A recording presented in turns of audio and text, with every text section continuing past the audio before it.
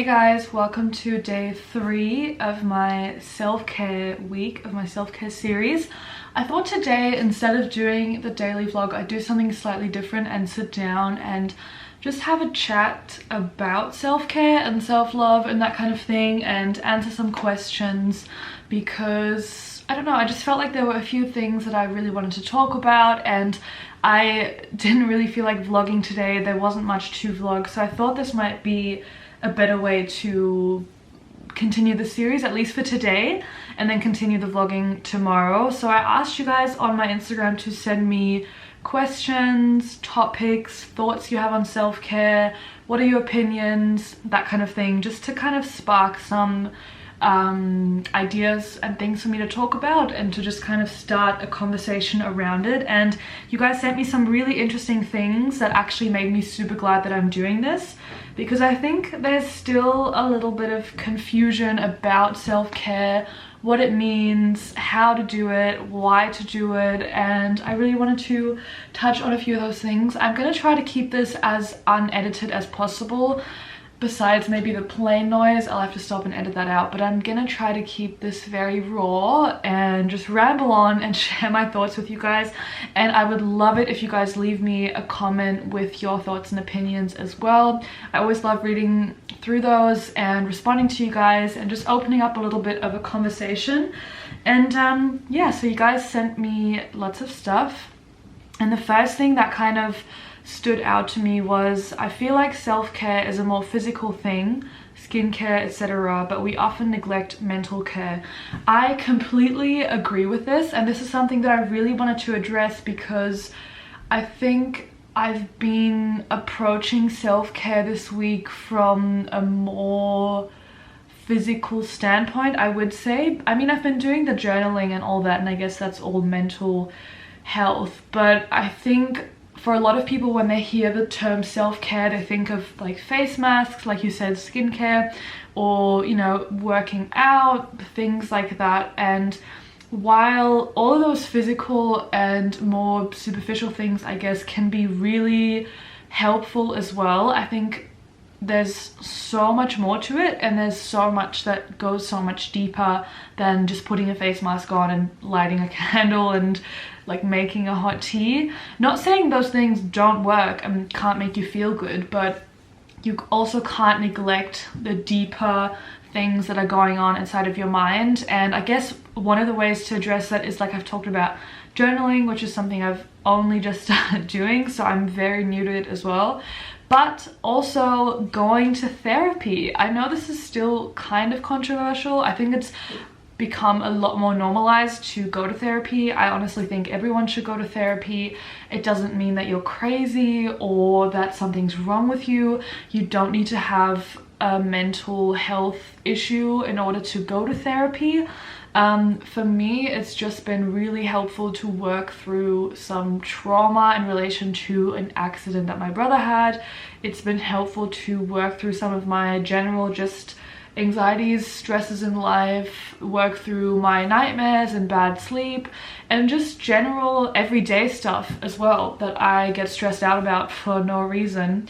And it's been really helpful for me, and it can be so helpful to get a perspective from someone who's a professional and from someone who you're not close to. I actually find it easier to talk to my therapist because I feel like she has no expectations of me. And of course I talk to my friends as well, I talk to my boyfriend, I talk to my family, but it's still a little bit different than going to therapy, in my opinion. And I think it can be super helpful. Obviously it's a little bit of an expensive thing to do, or it can be. It obviously depends on what country you live in as well.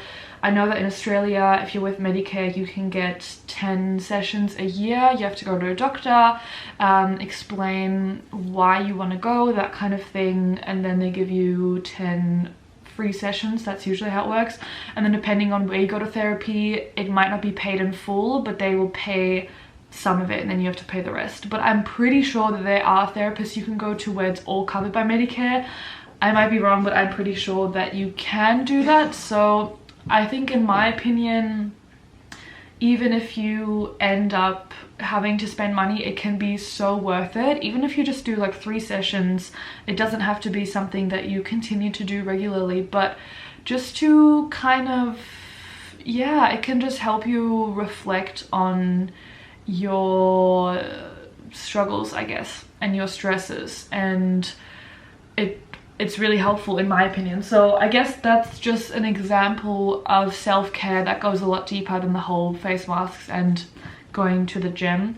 But at the same time, I don't think you should belittle those things. Maybe they don't work as well for you, but I know for myself, when I light a candle, make a tea and put on a face mask, I feel so different and it calms me down so much. And I love that because it's a very easy thing for me to do, and I can do it every day if I want to, basically. So I wouldn't belittle those smaller things because I think they can make a big difference for a lot of people. But I definitely agree with you that there's a lack of conversation about really deep self-care and confronting your traumas, confronting your stresses, confronting your fears, working on your relationships. That kind of thing is really important too.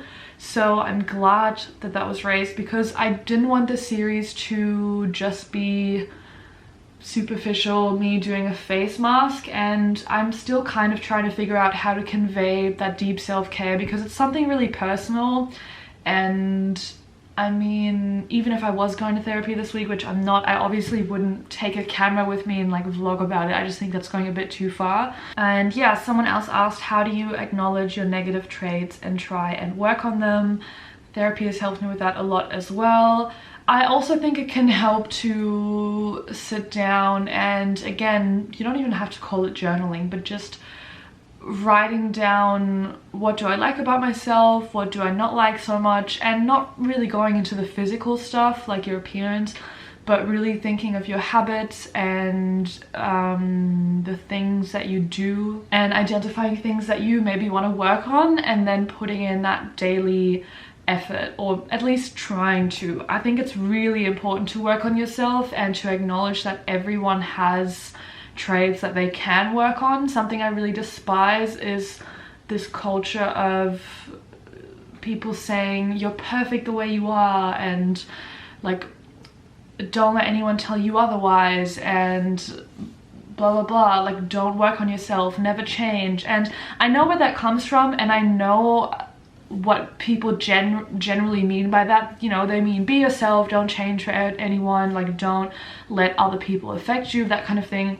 But I think oftentimes it's misunderstood and people go, oh, I'm perfect and there's nothing I need to work on, where I think there's always something you can work on, not just for yourself but also for the people around you. And there's nothing wrong with wanting to change something about yourself. Absolutely not, in my opinion. Someone else asked, how often should we do self-care? Too much and you're lazy, not enough and you're stressed. Honestly, this is so up to you, and I can relate to what you're saying in terms of too much and you're lazy, not enough and you're stressed, because I tend to judge myself all the time for not doing enough. And I think sometimes I can be lazy. I think we can all be lazy, but sometimes I think I can be a little bit too harsh on myself, or I worry what other people are gonna think. Like when I have a day off, or I just spend a few hours watching YouTube videos, even when I myself know this is what I want to be spending my time on right now, I still worry, like, what is my boyfriend gonna think who lives with me? Or what is my mom gonna think if she rings me and it's like, what are you doing today? And I'm going, nothing, I'm just relaxing, even though both my boyfriend and my mom and all the other people that love me would never judge me for anything like that. But it's still this thing that I have in my head of, you're being lazy, and that's something I'm trying to work on, because I think it's just plain wrong. I think in general, you have this life and you have this time and you get to decide how you want to spend it. If you want to spend 1 day a week working and the rest just chilling out, and that's financially possible and sustainable for you, like, go for your life. If that's what truly makes you happy, then go for it. If you want to work 7 days a week and that works for you and it makes you happy and you feel mentally healthy and good with that, go for your life. I think everyone should decide what they want to be doing with their time. But I think that's the first issue with this question, is don't ever feel like someone else gets to decide if you're being lazy or if you're being productive. I feel like that is always up to you and your own standard, if that makes sense. And of course, if you hold yourself to a certain standard and then you go, okay, I've been really lazy today, then that's good as well, to be honest with yourself and to acknowledge when you have been lazy and when you haven't been doing enough. But at the same time, sometimes you need to be lazy and sometimes you need a break, and I really believe in that. So I think, how often should you do self-care? I honestly think as often as you can work into your routine. And it doesn't have to be taking a whole day off. You know, self-care can be reading for half an hour, going for a 15-minute walk. It can be tiny things like that, so it doesn't have to make you lazy. You can have a full-on productive day, but you could do self-care by, like I said, on your lunch break, going for a 15-minute walk, getting a healthy smoothie, or whatever you want to do. It's those little things that don't even have to interfere with your work. And I got a few questions asking how to balance self-care with work, and again, this is something that I'm still working on and struggling with, so I don't have all the answers. But I think it's about doing those little things that don't even take away from being productive and don't take away from getting work done, but break up that not workflow, but break up your day, I guess, and break it up in a way where you get little breaks, where you look after yourself and do some self-care, whatever that means to you, and then get back to your work. And then sometimes it means taking a whole day off, or going on a holiday and taking a month off if you want. You know, it's so relative, and I don't think it has anything to do with being lazy, and honestly. Someone asked me for ideas for self-care time that cost free to little expense. This is actually a really good question, because I feel like some of my self-care is a little bit expensive, like the infrared saunas that I like doing, or even yoga is so expensive. At least to me it seems really expensive. And like face masks can be really expensive too. It's like all that kind of stuff that I've been talking about a little bit, but there's a lot of things that you can do that are free. Again, the journaling, you just need a piece of paper and a pen. Do that. Reading books, oh, makes me feel so good. I'm so glad that I'm finally trying to get back into that. Reading books can be very cheap as well. Same with learning a language, which is something I talked about briefly yesterday, how I've been using Duolingo, and I just upgraded to the paid version because the ads were really annoying me. But you can get the free Duolingo app and it's free forever. You just have to look at some ads. That is, in my opinion, a really good self-care thing to do as well, is to pick up a language, do some learning, train your brain. That can be completely free. Going for walks anywhere you live, you know, it doesn't have to be a beautiful beach walk. I think even just being outside and going for a walk, trying not to be on your phone, maybe putting on a podcast if you want. Podcasts, there are so many free podcasts. There's a lot of things that you can do, and even taking a nap is self-care. There's so many things. And I had someone else ask me or tell me that they do daily self-care, I think they said, but that they don't feel happy doing it, or that it doesn't feel like it's working. I'm trying to find this comment because I want to get it right. There we go. I do self-care rituals every day, but don't seem to feel relaxed or happy doing them. Thoughts? I think you're probably doing either the wrong things, or you're not truly switching off while doing them. You might be so stressed to the point where you don't know how to switch off, which I've been there. But yeah, maybe you are doing the wrong thing. Sorry, maybe it's time to explore some different options. And again, there's so many different things. Maybe I should just create a list of like my ideas and put it in the bio. Maybe I'll do that. But I'm sure you can Google like lists of self-care habits and hundreds of different things will pop up. And I think it's really important to keep trying different things like you would try different hobbies and stuff. Keep trying different habits until you find things that really work for you. Because like with yoga, for example, I know people who hate yoga, don't enjoy it, doesn't make them feel happy. So to them, it can't be self-care because they don't actually enjoy it. And to me, it is self-care. So again, it's something so personal. And just because putting a face mask on makes me feel good, it might make you feel really claustrophobic and you hate it, or it might just make you feel like I'm just putting something on my face and it's not having an effect on me at all. So again, it's really personal, and I guess just try lots of different things. And if it's more of an issue of not being able to switch off, that's honestly really hard. And if that's the problem, then again, therapy is a really good option. I really don't want it to come across in the wrong way, because I feel like people can take offense when you go, you need to go to therapy, and that's not what I'm saying. But I just want to keep suggesting it as an option because it truly can be so helpful.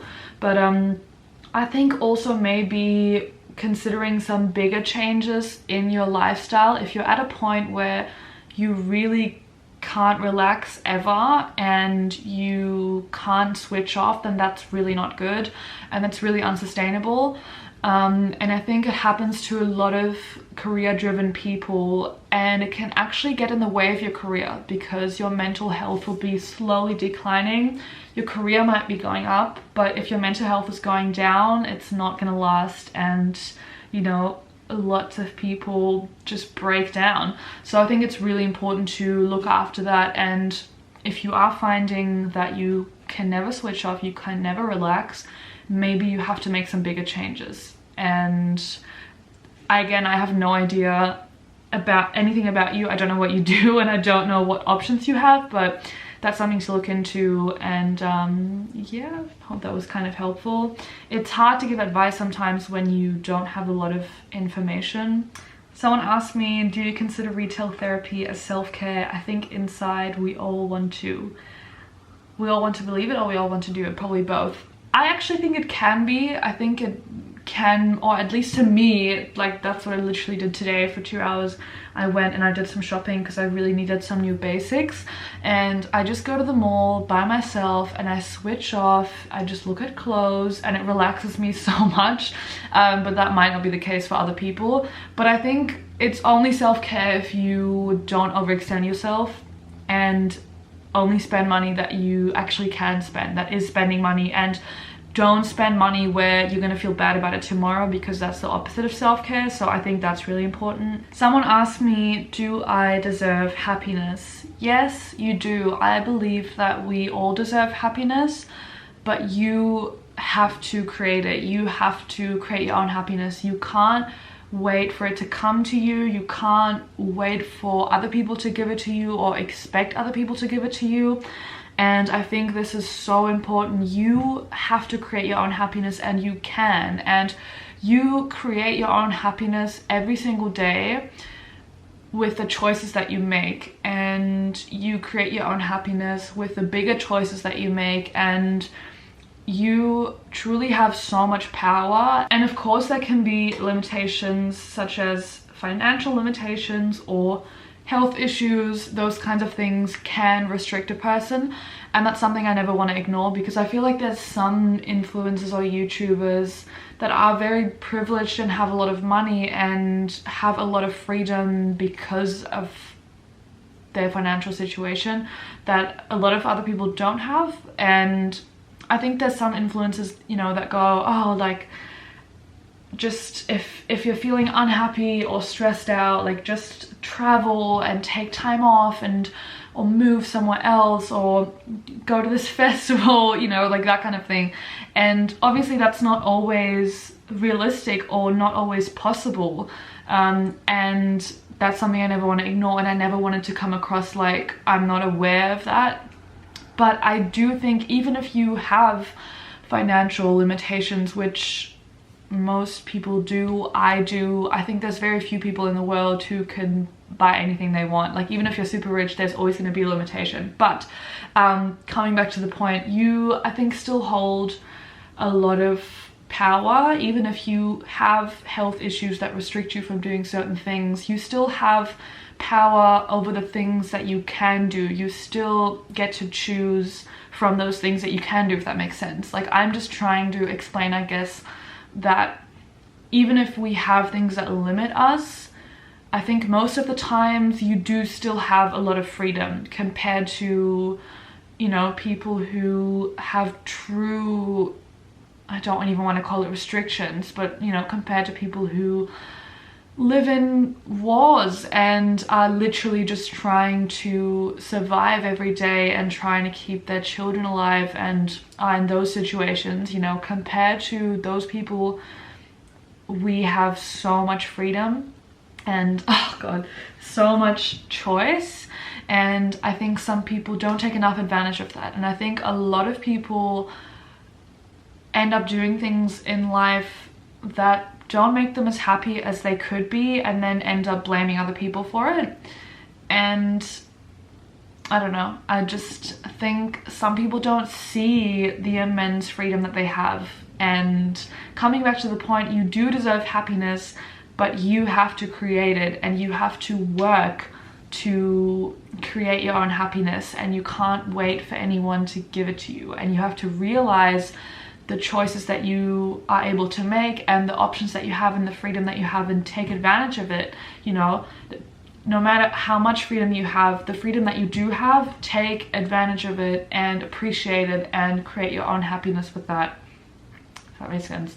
I think that's everything that I'm gonna talk about. I'm so tired, but I hope you guys enjoyed this. I'm really glad I did this, and I will see you guys tomorrow. So I do think I am gonna vlog tomorrow, but yeah, if you did enjoy this video, thumbs it up and subscribe, and of course leave me a comment with your thoughts. Would love to discuss, and I'll see you guys tomorrow. Bye.